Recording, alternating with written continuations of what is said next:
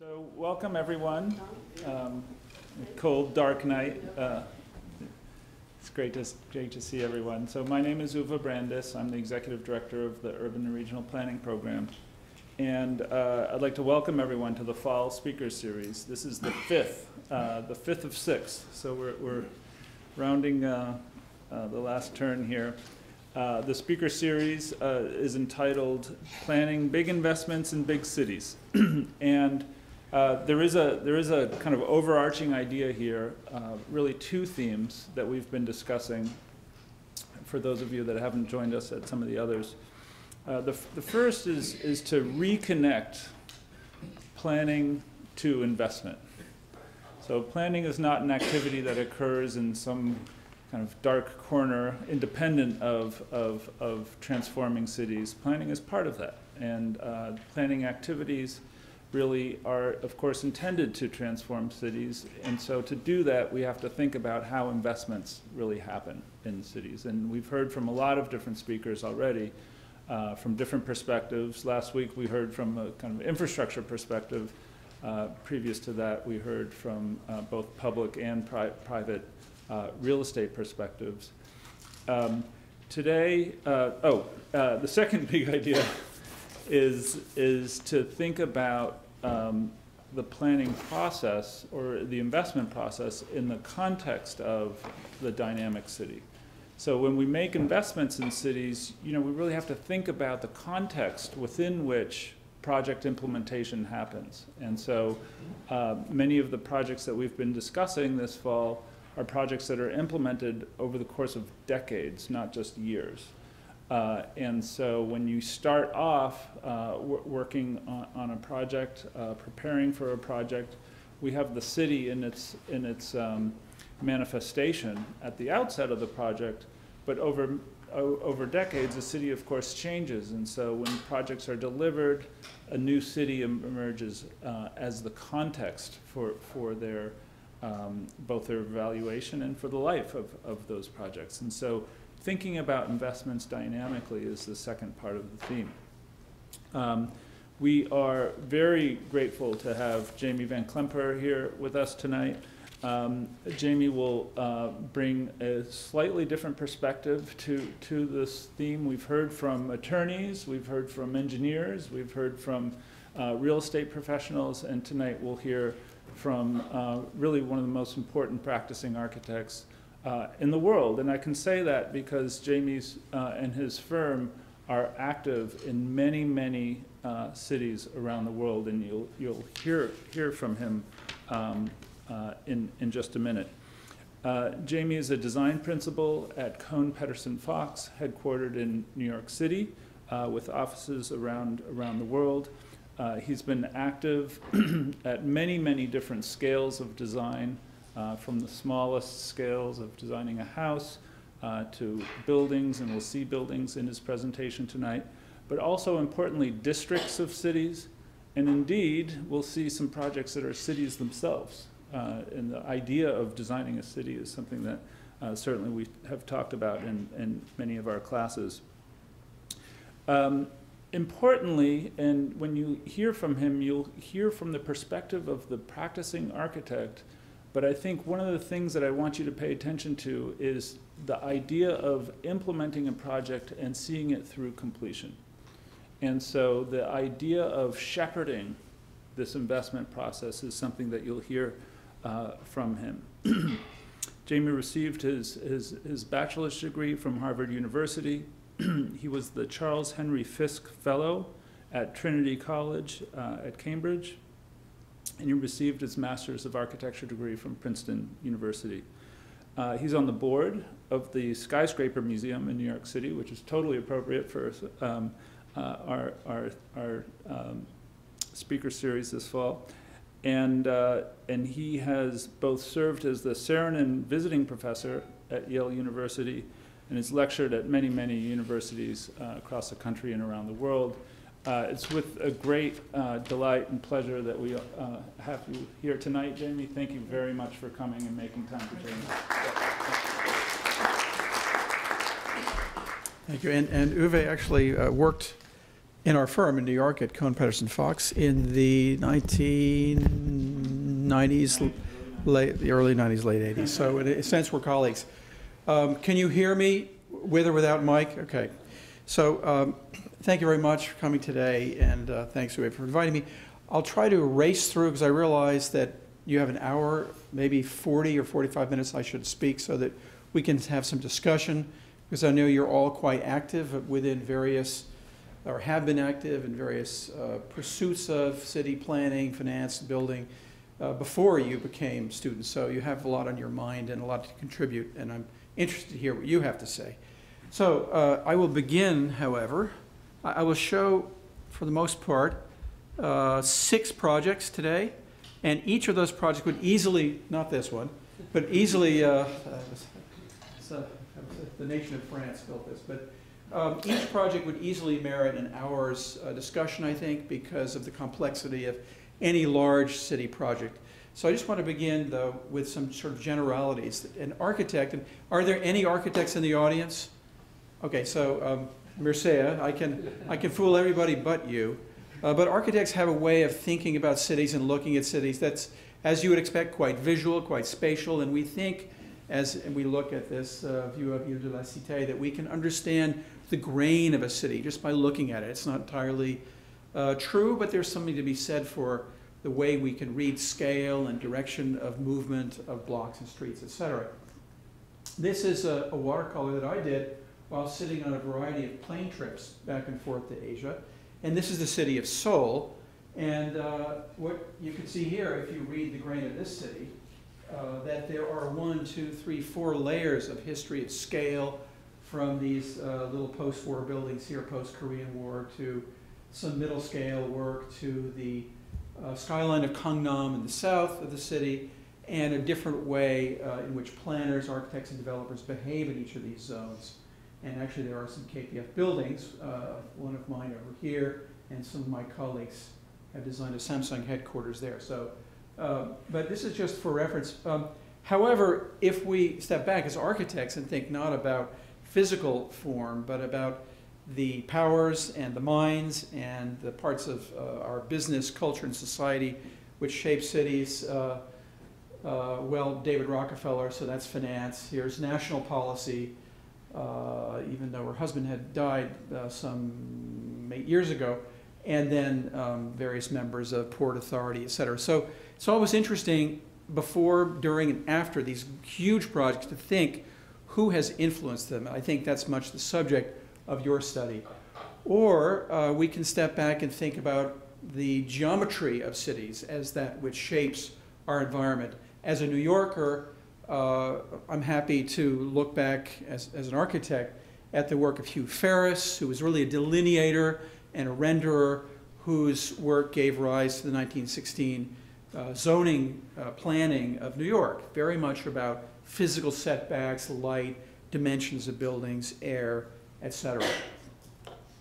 So how do all of these, and there should be a few more ovals up on the screen, to think about what plays an equal balance back and forth in these large projects.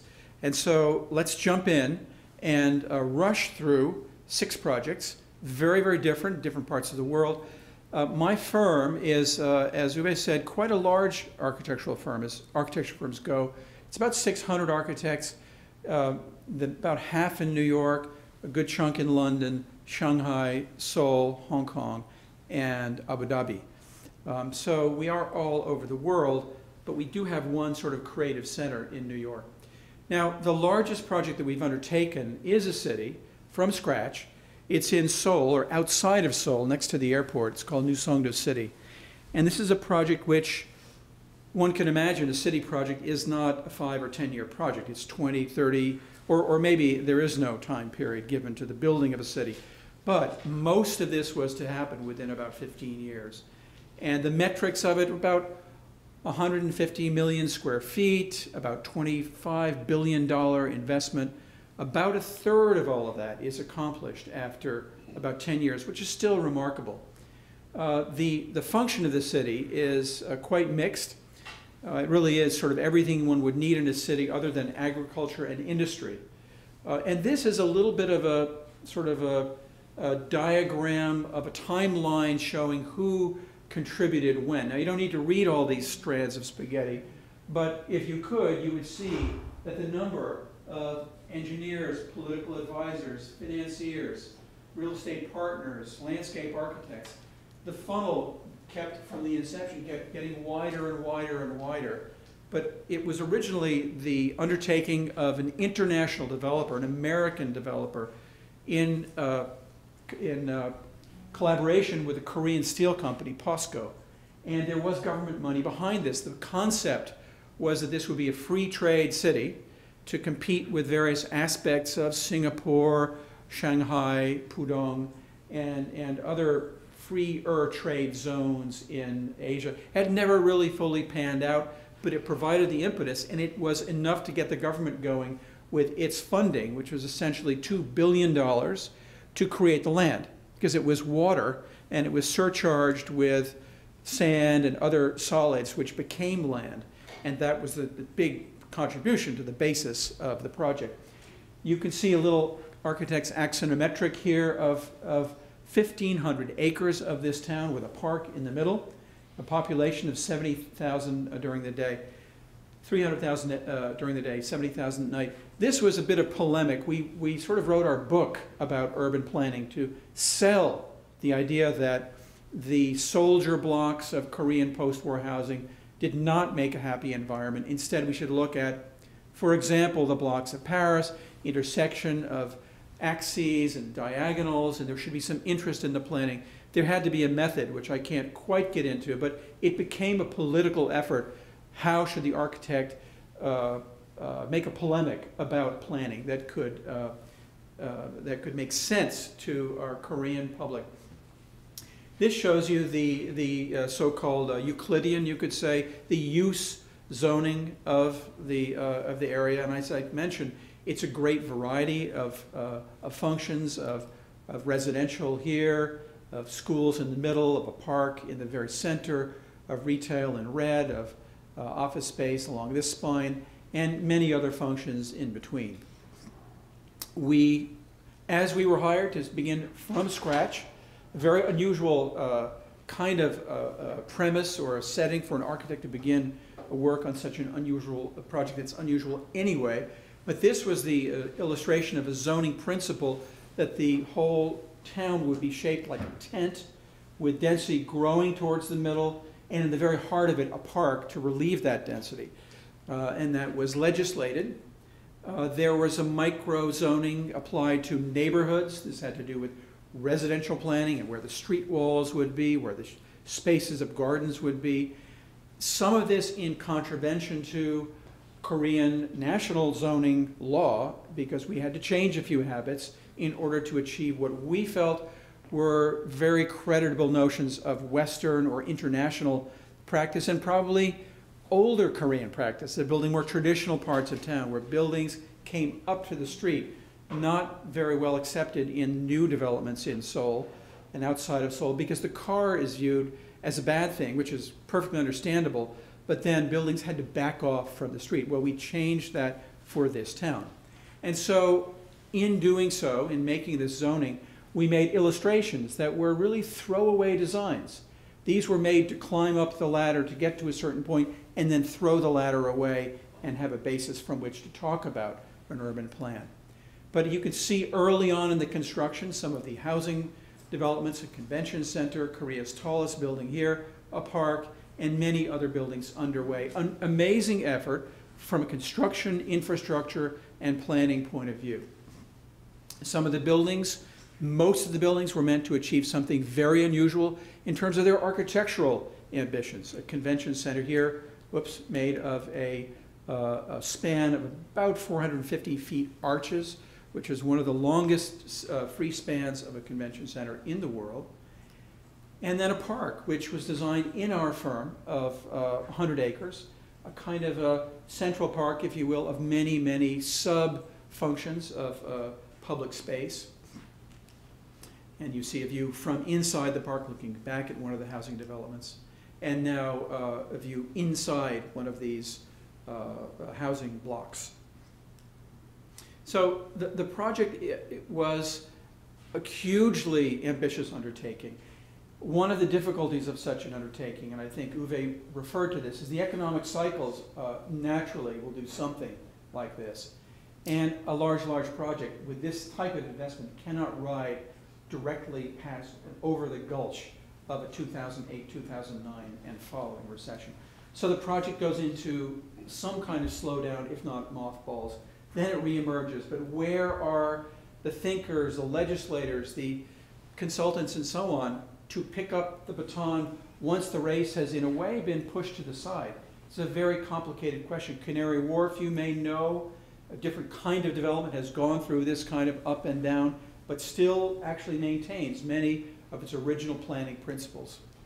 The second project, which I want to go into, is a lot smaller. It's a single block in Shanghai. It's in the Puxi Old City area of the International Concession on Nanjing Shilu. So this is the busiest, highest footfall, retail, and commerce street in Shanghai, and you might as well say then in China. But it's a single block, which then fosters a mixed-use project. The client is one of Hong Kong's Malaysian Chinese Hong Kong tycoon, Robert Kwok, who owns Shangri-La Hotels, South China Morning Post, Coca-Cola China, and lots of sugar and palm oil plantations all over Southeast Asia. So a very brilliant man whose family also is into real estate. Now, in this case, we think about what ingredients influence the planning. It's quite a bit further to the private side than the public. But nonetheless, there is the importance of understanding how a block in Shanghai works. I talk about reading the grain, the visual characteristics of the structure of the city. This is an old concession-era block in Shanghai. Within the block of major roads, one finds all sorts of smaller groupings of Lilong Shikumen housing with alleyways which emerge sometimes into public spaces in the middle of the block. Very much unusual in our way, at least a Western way of thinking. And even in China, Shanghai has its own particular blend of translating the structure of the hutong into a modern development. After all, much of Shanghai, most of it really was built after 1880 or so. And so from this typical block, we extrapolate into the block, which is our block for this Jing'an mixed-use project. Mixed use being office, residential, hotel, retail, public transport, entertainment. And a lot of the planning is about not lining up spaces and axes, but making a kind of labyrinth out of space. And that's very much a Shanghai way of thinking and being and living in the city. So here you see a roof plan of the project. And even though you're not architects, you can see that there are buildings which pop out of public spaces at the ground level that one can meander through. And then inside the buildings are other passageways that offer a kind of permeability to the site. Now, fascinating that, at least to me, and I think to the world, that in the middle of this creation is a little house. And after all, this creation is of one of the great tycoons of today's capitalist world, is a house where Mao Zedong lived in his 20s in about 1920 to 21. So it becomes a sort of record, an element, an active element of culture. Nobody's sure exactly how to treat it at the beginning of the project, because Mao, though the father of the modern nation, is also a compromised character. What about the famines of 1961 to 63? What about the Cultural Revolution and so on? Things which I think others can explain better, but we all sense it's a very delicate point. And so in this, this kind of tumbling of blocks that makes this series of mixed uses, in the middle is this house where in one bedroom here in the slot of this row house, Mao lived. Eventually, its function was not determined in the first 7 or 8 years of this 9-year project, from drawing to conception. In the end, it was made into a museum. For art that's somehow, not offensive to anybody. It's not politically charged art, but it's an interesting kind of commentary on what is public space, who governs it. This really was not property of the developer, and because of that, it had this radiating effect of a kind of public realm which the developer is very happy to embrace, but sort of beyond his control, and properly so, I think, for the urban design. This is another view of the same Mao's house within this kind of glass Rockefeller Center of Shanghai. Also, a very important part of what we do as architects in these projects is not to assume that we have a universal control, even as designers, but others participate as much or more than we do. And so this is a building of another architect. This happens to be Shigeru Ban, who was a winner of the Pritzker Prize, architecture's sort of Nobel or Lasker or Field Prize, great accomplishment by a Japanese architect in the middle of this, this grouping of buildings. The architectural technique of design was to make this series of buildings out of cubic elements that could be seen as separate in the way that they responded to their functional difference.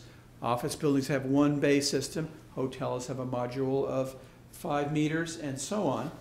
But then they're put together in a kind of a blocking pattern. One of the reasons why this is so helpful in our design process, this was very useful, is that things change as we move along. Zoning in China, the deals that are made between the developer and the district chief, whether it's the zoning chief or the fire marshal, who's a very important person, are not known at the outset. So moving pieces around within the design incrementally is necessary. So if we design something that is fixed, rigid, axial, symmetrical, we're in for a lot of brain damage and trouble as we move along. To be able to change is a virtue. And that may happen 5 years into the project, and it actually did happen, because initially the tallest building was right in the front of the site. But there's a subway which goes by. The regulations said that a subway can be affected by adjacent construction by 1 centimeter, so basically the width of your thumb. That settlement was allowable. Shanghai is a very murky subgrade. That restriction changed from 1 centimeter halfway through the project to a ½ centimeter. But there's no way that you could put a tall building right next to a subway line and control within that tolerance. 1 centimeter, yes, but not a ½ centimeter. So the whole project flipped. And it's like saying that ½ centimeter flipped the whole of Rockefeller Center around. But such are the kind of physical forces with large projects. And here you see part of the finished product, which is, I think, one of the more vibrant parts of this area of Shanghai. Okay, now, Hudson Yards, which of all these projects is actually the one I haven't personally worked on. This is my colleagues, Bill Pedersen, Paul Katz, Marianne Kwok. But it is New York's largest project of today, so I think it's worth discussing. It is about 1/3 of the way through the tall towers, which you can see, of course, Empire State Building. But these tall towers, this is about 2/3 up. This is in the ground. So the project is rolling. It's a development of the related companies of Steve Ross. It's a private company, and he's quite a strong private development character. This is not a REIT. It is not shareholder company. He's controlling this with his and his partner's money. But it doesn't happen without some very strong public involvement, because this is a question of rails, which are below grade and have been since Penn Central established them 100 years ago. And so the challenge has to do with decking over a scar in the city. This is an industrial scar, which, if this is to be made into usable land, had to be the subject of a huge investment. The first go at this in our involvement was to propose or design for the city, by the proposal of the city, a football stadium for the New York Jets on the site. and Woody Johnson, the owner of the Jets, and Mayor Bloomberg, and Dan Doctoroff, who was his head of economic development, who was then head of Bloomberg afterwards and now off on his own, were all pushing for this, but it was state politics of a man named Sheldon Silver, who was very clever, influential, and for many reasons, he and his constituency did not want this built. You know, don't bring big football crowds into Manhattan. So it wasn't. It came very close. So instead, Joe Loda, who had been the controller under Giuliani, had an idea that perhaps the offshoot of the increase of value of land in and around a new development could help to finance a subway line that would in turn bring people to this part of town, which is a little bit far off the center. It's far over on the Hudson River. So city planning got involved, which is quite interesting because the land is not strictly subject to public zoning, to city zoning, because it's MTA land. MTA is a state agency. They could basically condemn it and say, it's ours, we're doing what we want. But that doesn't really work when you're building such a large neighborhood as this is. One has to play with the larger political forces, even if, technically speaking, they're not part of your requirements. And so Amanda Burden, who was the very dynamic and active city planning chief, and Dan Doctoroff, still head of economic development, and Michael Bloomberg all pushed for this. And basically the city assumed the debt service to pay for the number 7 subway line to come over to this area, at which point the eventual successful bidder, Tishman Speyer, bid successfully for the however many acres, let's say 40 acres, but then did not convert on that deal, and Related had 24 hours to decide whether they would. They did, and then the project started rolling. You could see the challenge. This is a set of rail lines. All of this is built over those lines, and backside, better part of the site, is all over rail lines. So think of the structural challenges inherent in these large projects. We can't forget these things. Often it's not a matter just of money or of public power or of the marketplace. It's physical challenges of decking over hundreds of feet of area. And so we can see the kind of matrix of phasing, decision-making, structural members that allow for the building on top of, which also has to allow for ventilation, fireproofing, etc., because all the tracks are live under the project, even during its construction. You can't stop, of course, the city from being connected to New Jersey, Washington, and the rest of the world. And the management of such a project, even within this sort of high design shop of Kohn Pedersen Fox, I think the reason we succeed here is because we have some very business-like managers who are making the design of the organization chart their creative endeavor. And the energy puzzle, there are great advantages to building these large projects because cogeneration plants that take the heat off load from office buildings to make hot water in the residential, or simply building power plants on site has great efficiencies, 30% odd, let's say, efficiency in energy creation. And then there are great challenges and great advantages to the kind of landscaping. Perhaps you heard about, a little bit thought about this whole idea of a kind of landscape urbanism, which is driving more and more architectural and urban design today, that the place you begin is with landscape. It's not the ornament to the city, it's the foundation of the city. And you can make that argument, I think, for Washington, D.C. Certainly L'Enfant was thinking about this. Olmsted would have made that argument. But today, even more thoroughgoing. And so you see a map here of this Hudson Yards with the office buildings here, office and residential here, more residential as we move towards the water, making sense. And very important, in a minute I'll show you a building designed by another firm, Dillard & Scofidio, which is a cultural building in the middle of a private project.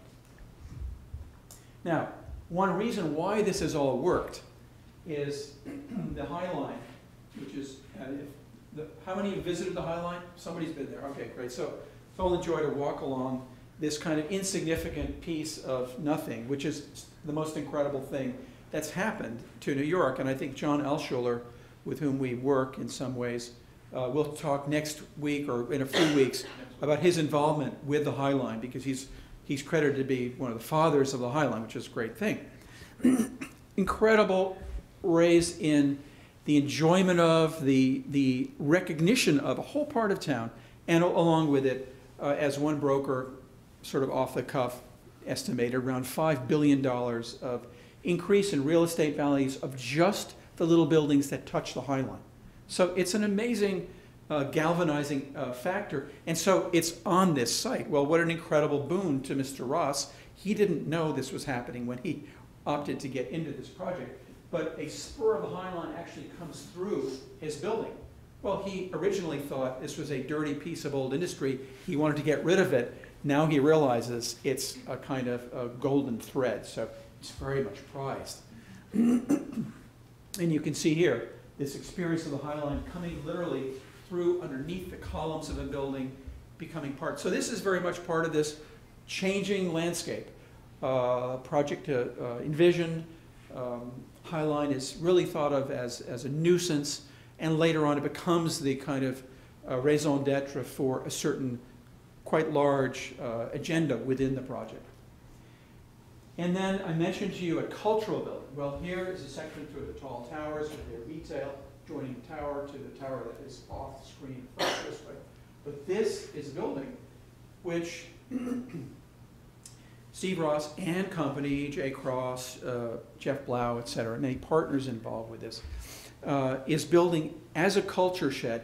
It's like having a piece of Kennedy Center or the Kennedy Center or Lincoln Center, one building, on your property, financed and built totally privately, only for the benefit of the business and the people and the well-being of the project. It's that big, this 13, 15 million square foot project, that off of that can be leveraged a building which is not just a performing arts hall, it's actually an operable building. The building, like a series of scissor-like bellows, rolls on wheels and railroad track like rails, and in closed position comes back here, and you can see it's opened up here. So it's like having a gigantic umbrella, but the dimensions of which we haven't seen before in this kind of application. So public, private, it's all private, that's private. Well, it began with a public strategy, but Bloomberg did have a vision, and maybe someone who was used to playing with billions understood how public billions could be played with. But to great advantage, I would say, no matter what your point of view, in this particular part of the Hudson Yards. Now, next to last, and I'm going fast, but I think that's good, because then we can have some discussion, right? Okay. I'm working on a project which is now, which is a tower. You see it right here.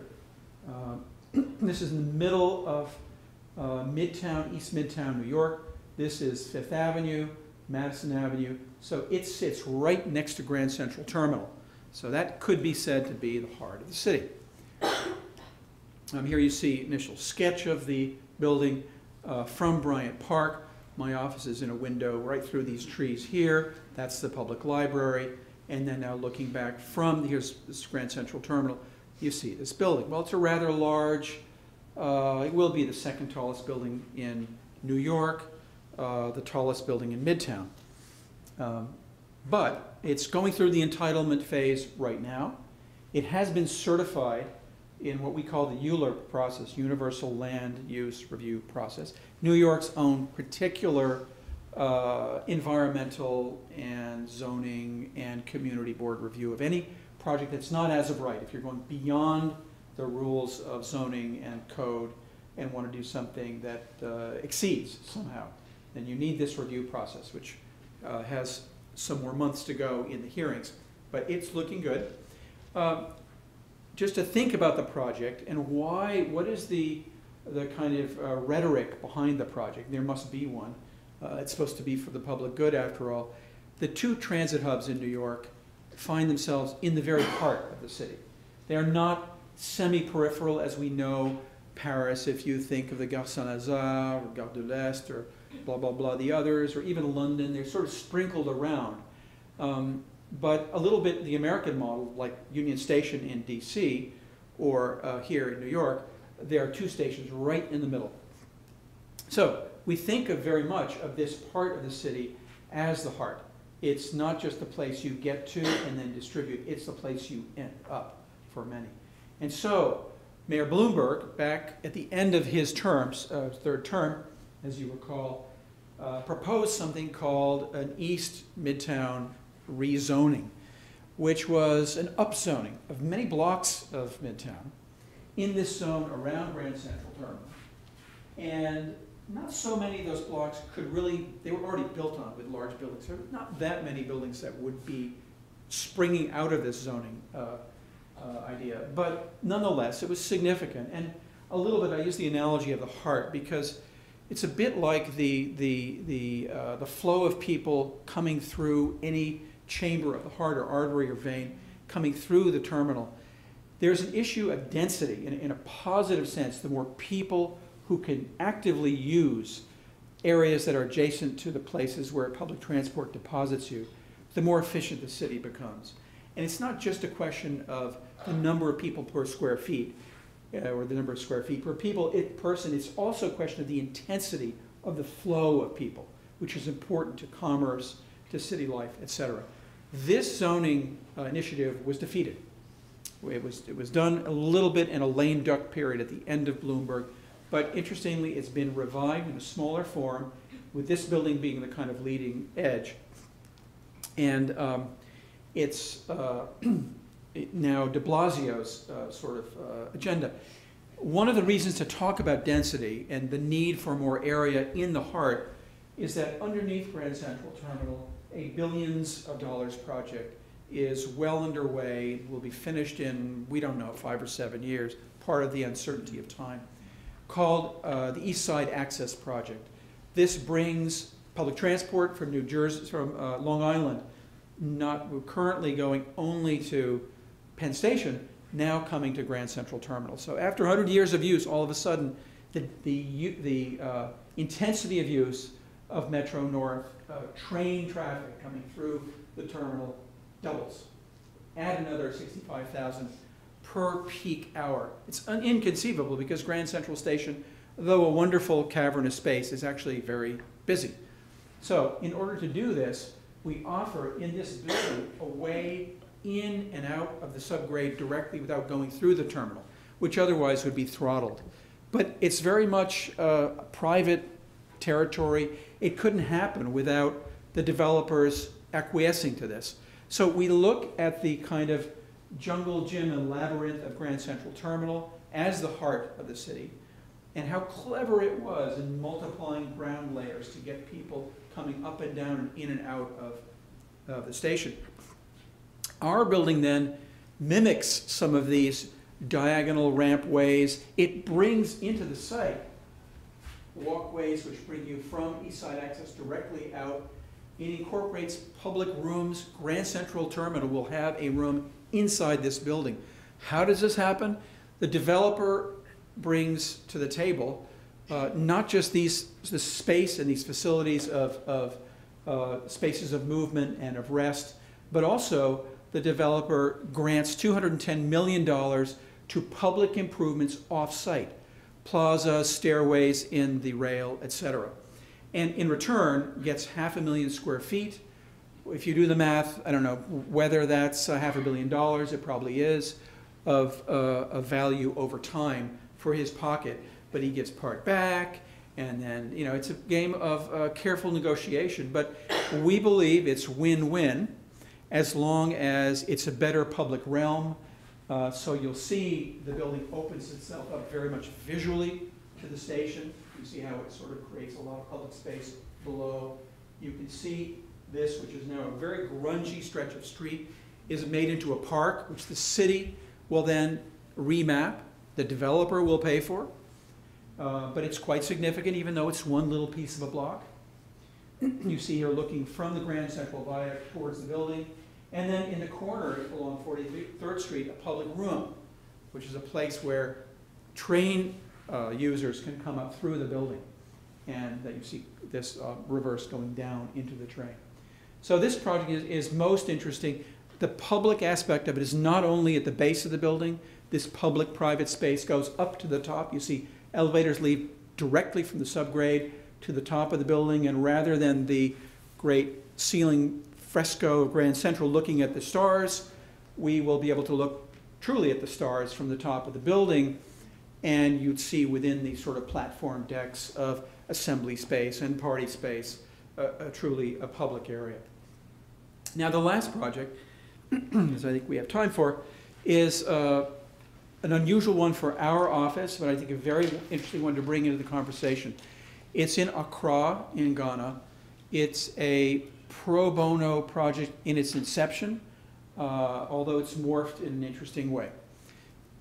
The premise for the project is and was that Jeffrey Sachs, whom some of you might know as a kind of leading development mind of development economics, now Columbia University and the UN in the body of the Earth Institute, came to our office as part of the United Nations conference in which we participated and said that his Millennium Cities Initiative, which treated about 9, 10 cities in Africa, had a place in Accra where perhaps we could do some architectural design for a neighborhood which sorely needed some kind of shoring up.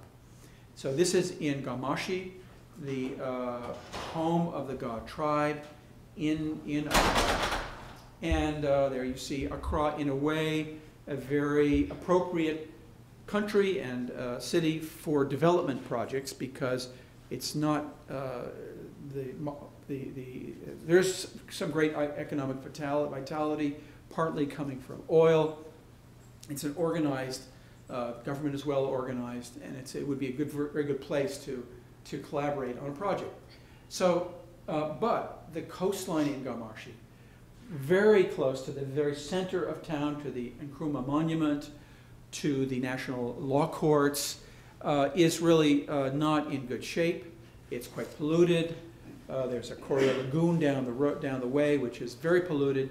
And then in the homeland, and this is the God tribe. This is just photographs taken during some of our visits, a number of trips to Ghana. My colleague got back yesterday.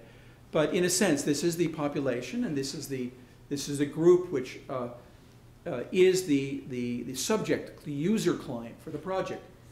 The project is twofold. One, to provide a kind of model prototype house and housing cluster for a part of Accra which really is a blighted area in terms of the qualities of sanitation, of over-density and overpacking. That's the micro level. At the macro level, we're studying taking a swath of the coastline as a developer would see it. And we're not really developers, but we've worked with a few hundred of them.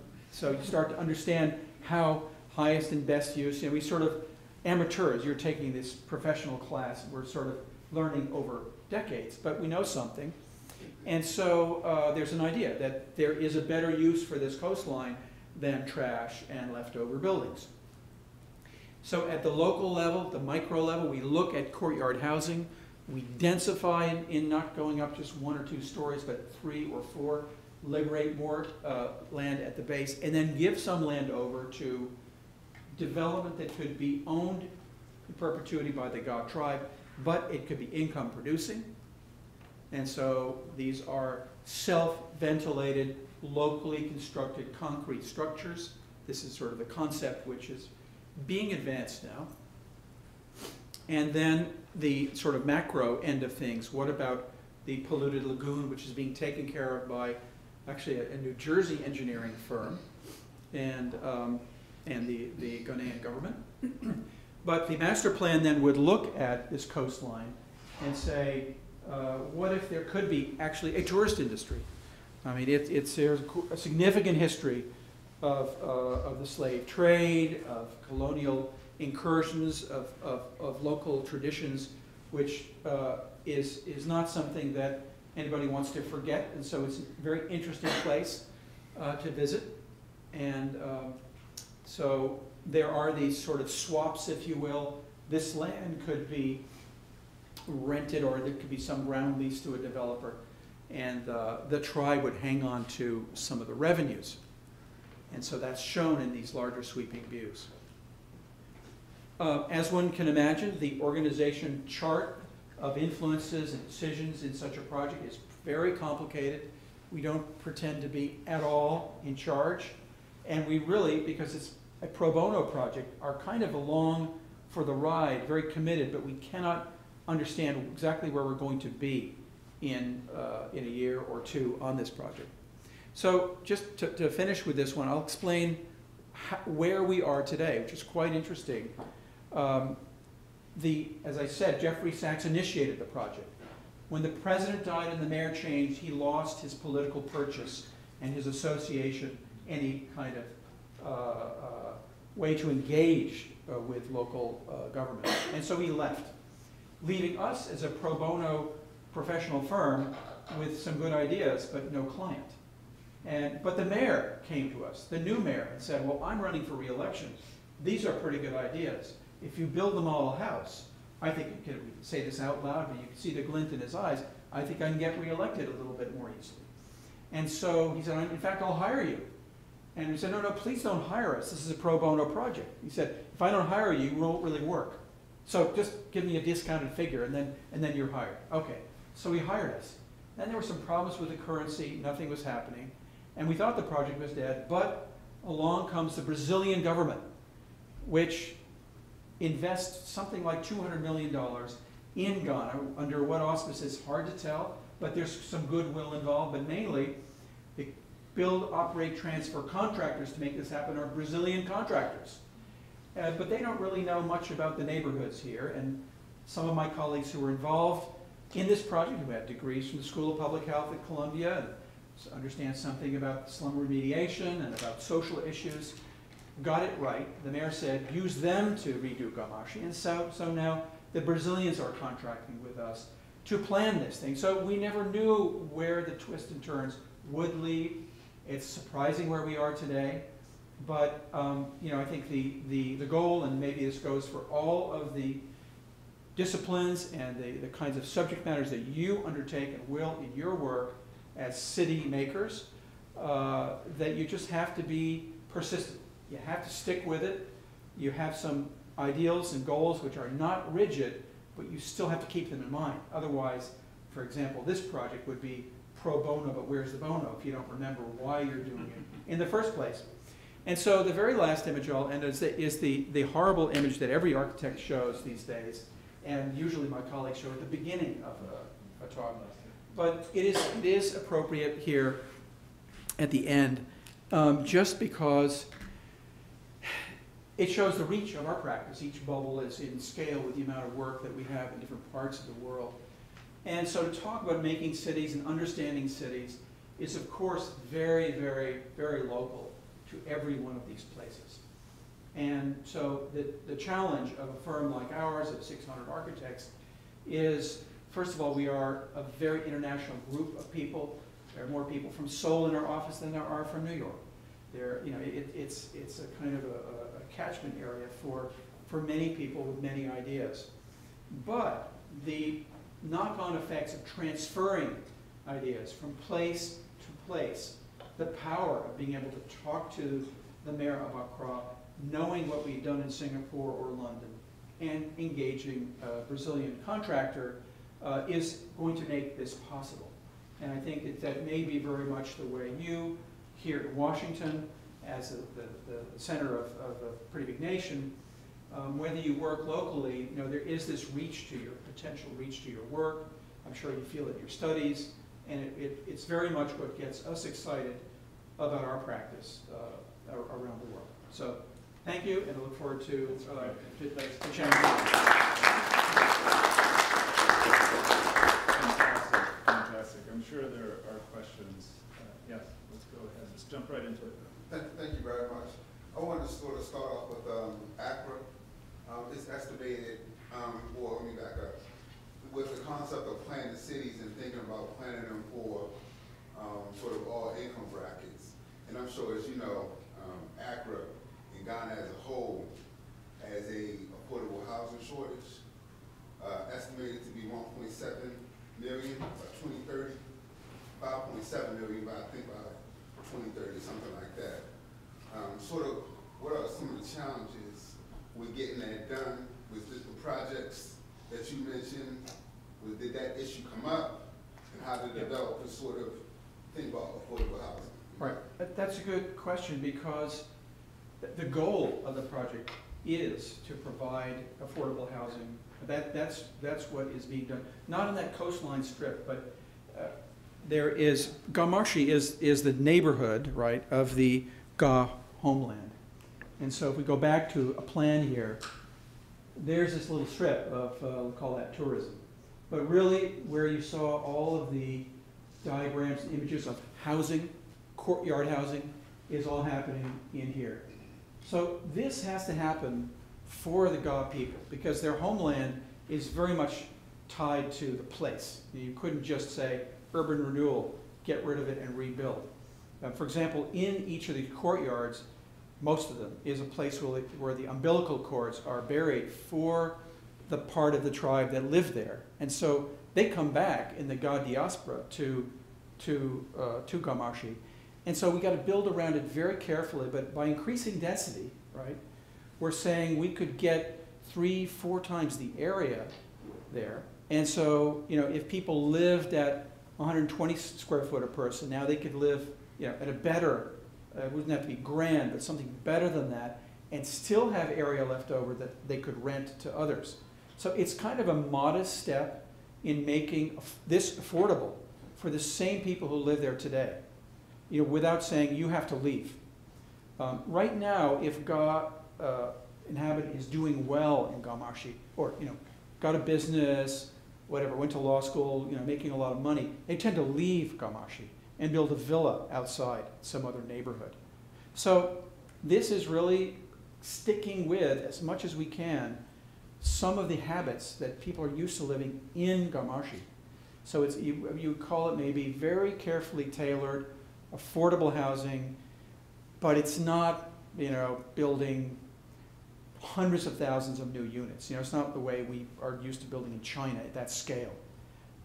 Probably you could take the population of Gaumarchi and double it, and double the amount of space each person gets, and still make money because of the, you know, the kind of commercial deal that's made with outsiders. But that's what this is about, and our client is really the Ga tribe and their representatives. It's a little complicated to describe who they are, but we work with various tribal, they're almost like tribal consultants, a guy named Mr. Tego who knows everybody.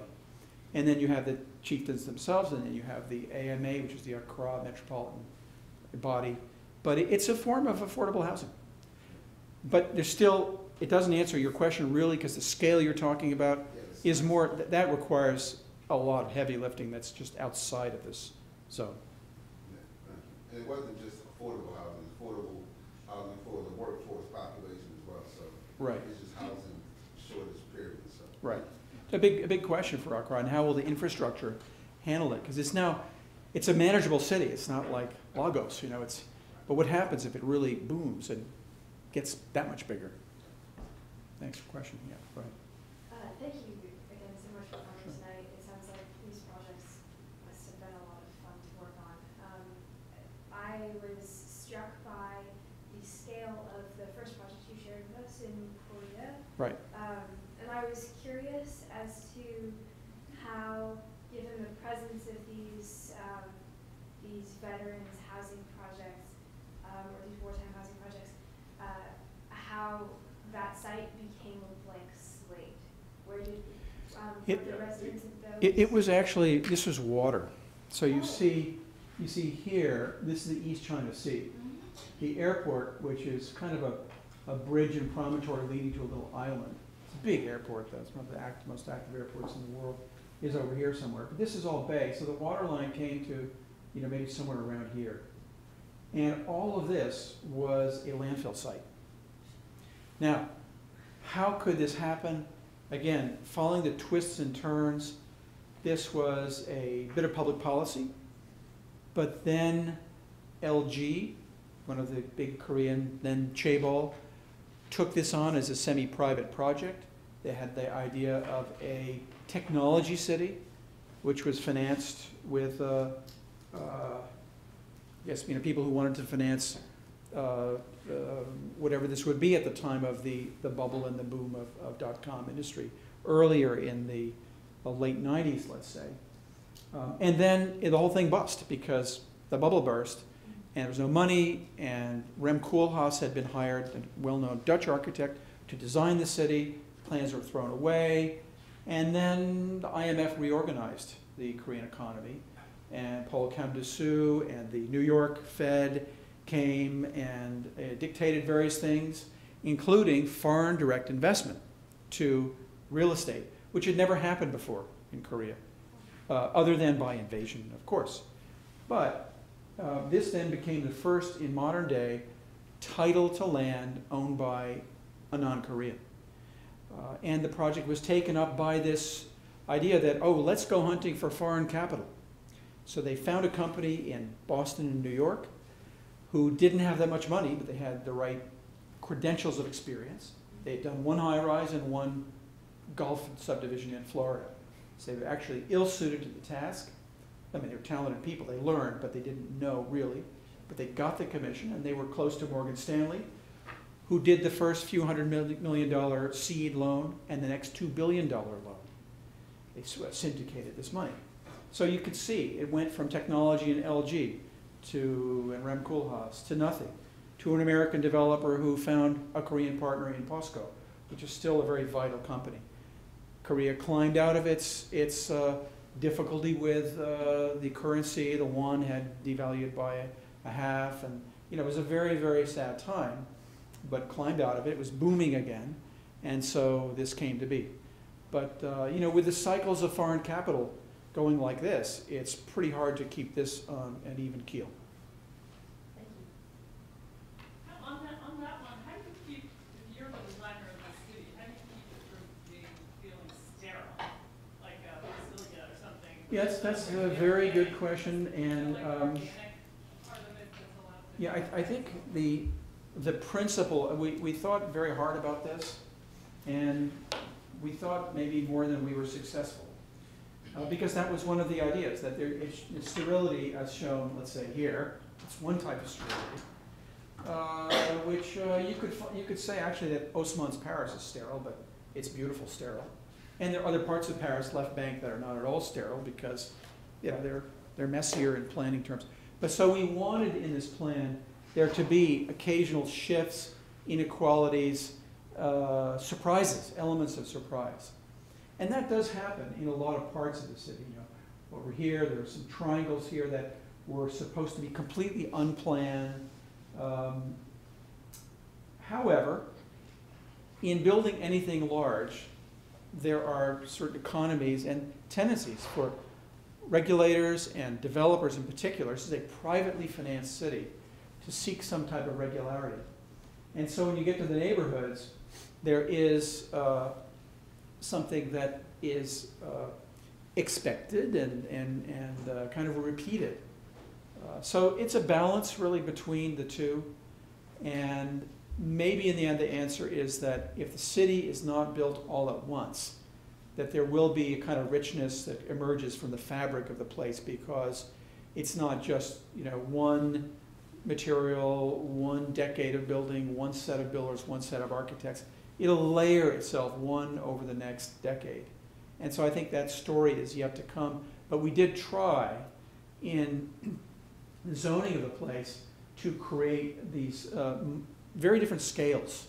I didn't quite show you, but there are long stretches of 5-story, 8-story warehouse-like living with shops below and canals at the edge, to contrast to the tower neighborhoods, which are much more standard for the Korean modern development and design practice.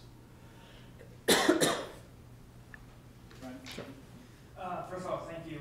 I grew up in Philadelphia. You guys did a lot of work there. And Yeah. still to this day, Mellon Bank headquarters is where I That was the first project I worked on at KPF. Really? I designed the lobbies and the elevator cabs. So. Anyway, my question for you is, as someone who's practiced internationally, internationally the concept of planning is very different in different parts of the world. Right. Where some places it's still very much married to architecture, and others it's becoming more separate. Where do you think what new emerging trends or what changes do you see happening internationally in terms of the concept of planning and its relationship to architecture? Yeah, that's a great question. And it's such a big question, easy for me maybe to focus on a narrow comparison, which would be between New York and London. Maybe I can throw in Shanghai as well. And the way I'd interpret the question or take it is, what kind of planning and public regulation and public bodies, what do they think of and what influence do they exert in actually shaping the form of architecture, the form of buildings? Is it a passive regulation? Is it an active consultation? So in London, everything is basically not allowed unless you talk to planners, heritage people. You can't go anywhere. So, I mean, with a building. You can't even build a simple box the same height as was there before. The assumption is it must go through, and it's borough by borough. It's City of Westminster, or it's Earl of Shaftesbury, or it's Wandsworth, or it's Kensington, Chelsea, etc. So because of the huge kind of historical appreciation of historical building of 18th, 19th, and I guess even earlier century London. And in New York, everything is allowed as long as you stay within the confines of that envelope that's been drawn by zoning geometries. So you could build your building out of purple cheese with holes in it, and nobody can stop you, as long as the use isn't bizarre, and as long as you fall within the envelope. Which is, most of Manhattan actually does fall within the zoning rules. But where we talk about change, where is this going? In Manhattan, which isn't, just one city, but it's an important one locally here, we see that these rules of you can only build this much are starting to yield some very strange buildings. And that's because the value of what's being built has gone so bubble high, frothy high, that apartments which used to top off at $3,000 a square foot are now $5,000 and $6,000 a square foot for the very, very high-end product. So if you have a very good location, 57th Street to 34th Street, and it's a beautiful trophy building with great views, okay, 1,000 square foot apartment, a nice, somewhat spacious, one-bedroom apartment, $6 million is mind-boggling. Well, with these kinds of prices, a developer can afford to build a pencil-thin tower, which is 50% of the floor area is concrete, core, stairs, and elevators. Ridiculously inefficient. But now it's affordable. It pencils out. If you do your pro forma in development, it works. Because you're still going to make, Harry Macklow can make $1 billion net on his Park Avenue project, just because there's that much of it. And the kind of the boom in international investment in New York and local investment is incredible. So now these New York City planners are saying to themselves, we can't just let anything that's legal happen. Because around Central Park, which is kind of a public, common asset, everybody, there are these pencil towers that are 60, 70, and more stories tall. They will start to throw shadows over the park. Is that a good thing? So how do you start to rewrite zoning laws in a place which is extremely litigious? I mean, you have the best lawyers here in Washington and up there in New York. They do different things. But in New York, a lot of them are real estate lawyers and making sure that their clients, if they had a right to build X, or nobody's going to take that away from them. But the city planners think very seriously about a kind of discretionary control over what can be built. And the last comment is just to go to China, which is a place where we practice a lot. There is a relatively liberal attitude towards what can be built. But in a very interesting way, to me anyway, there's a holdover from the communist period, and we're still, I guess, officially in the communist period. The Communist Party runs the country. But I mean, from a more totally command economy, that public good can be defended by committees of experts who are raised almost in a kind of a public consciousness way to review projects. So during the approvals process, people will come to us and say, well, I don't think you should build that, it's not efficient. And our normal clients, normal to this part of the world, would say, well, that's our business, not yours. But there's some idea about the public good that is regulated in China in a slightly more active way. Sunlight coming to residential units is more de rigueur, can't take it away. In New York, who cares? Just, as long as you can sell it, that's fine.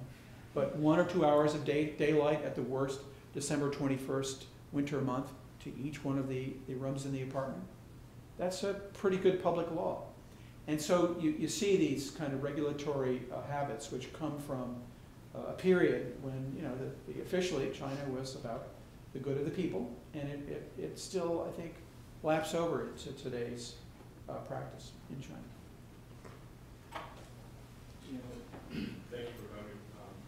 What are your thoughts or suggestions or anything you've heard rather for cities that are going through a redevelopment or trying to come back on Oakland and Detroit, primarily Detroit?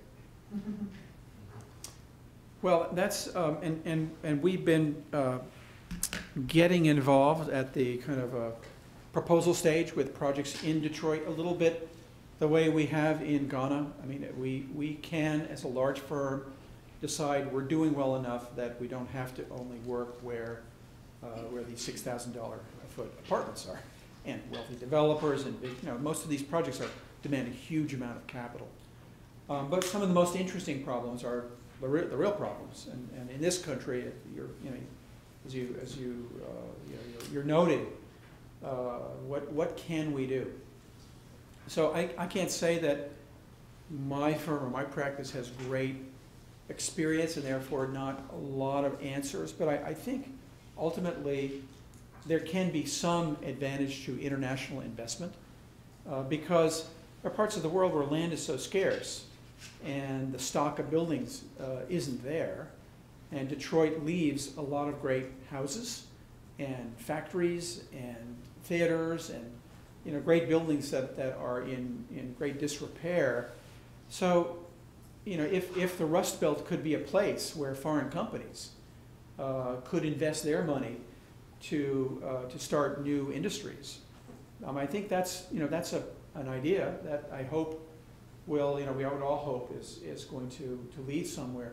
And a lot of our work recently involves Chinese investment in the United States and the UK and Australia and Spain, et cetera. So that sort of backflow of money coming from the parts of the world where there's been so much import-export of manufacture and there's such incredible wealth, that we would hope that the economic sort of seesaw brings focus and attention. I think Uwe knows more about this in his background with his ULI work and elsewhere. That's their study.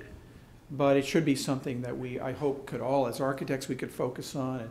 Because adaptive reuse is one of the most interesting things for an architect. Looking at the shell of a building to wonder how you could read. Our job would be more a kind of a craftsman's job to pull something back together again, to take an automotive plant and make it into something new.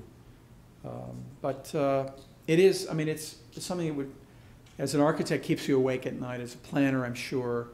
And it seems to be, maybe you guys discussed it in your class, it seems to be almost a bottomless issue because of, if you're a New Yorker and you think of New York State, think of all of the once great towns that had such pride and prosperity of Syracuse and Schenectady and Albany, and there are probably 2-3 dozen great cities, Buffalo, that how could they ever recapture the kind of prosperity that they once had?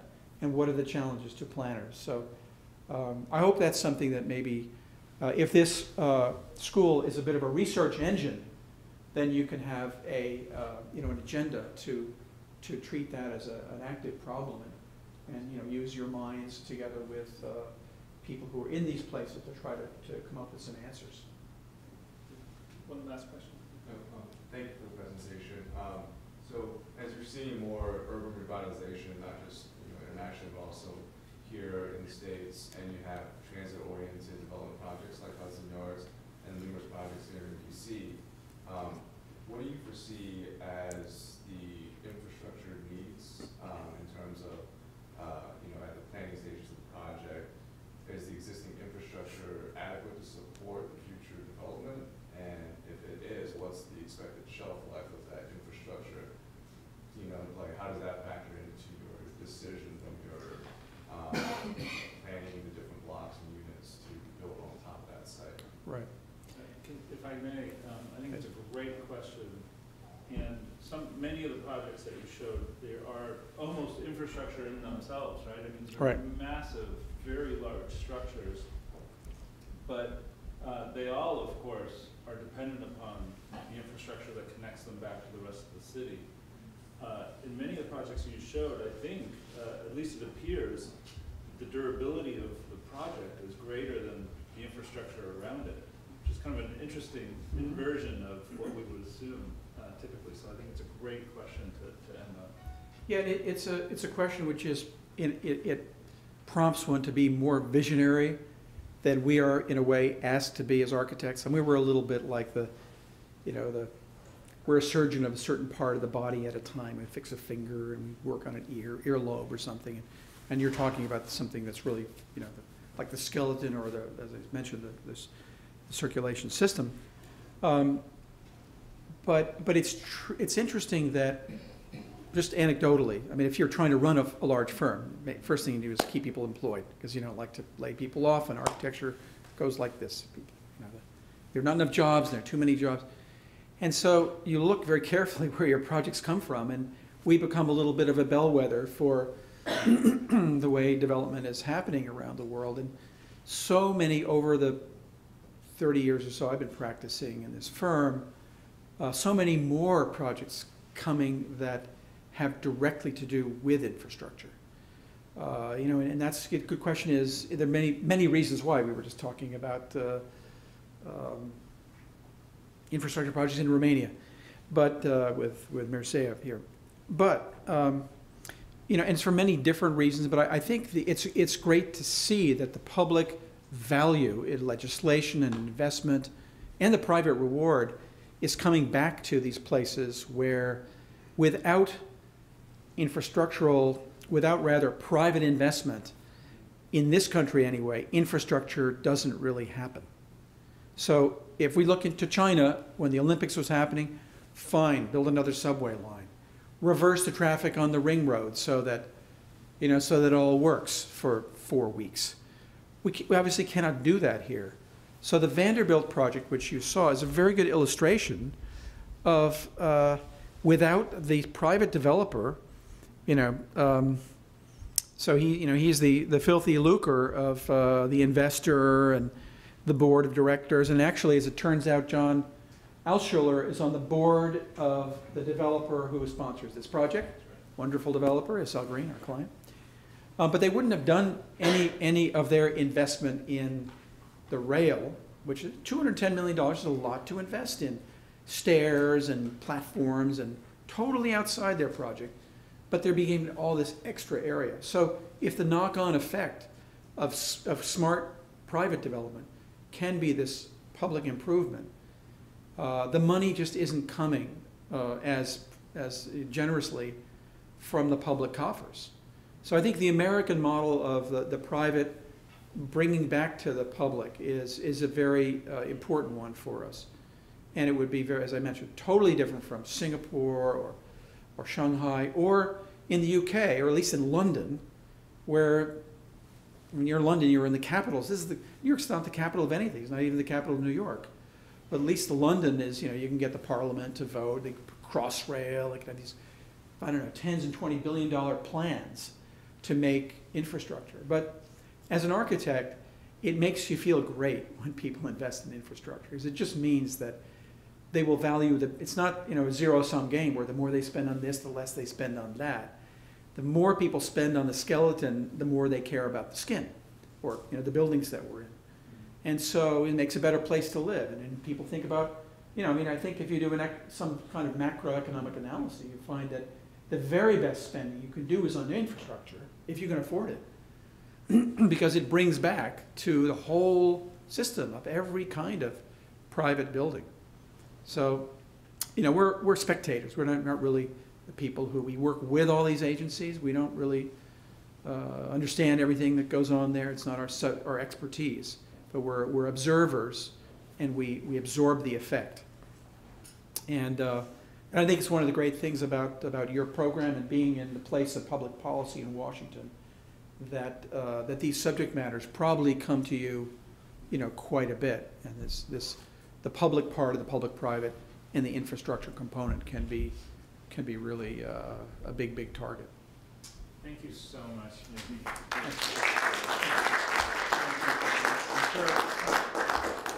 We'll take some of your questions one-on-one, but I just want to thank you for coming. One thing's for sure, and that is we've learned a lot about the process of urbanization, certainly from the designer's perspective tonight. But one of the things that I just think is so important that, you know, is directly in the theme of our series this fall is the process of urbanization itself as a process that many different people participate in, and that really came through very, very beautifully in your work. So thank you very much. Thanks for coming.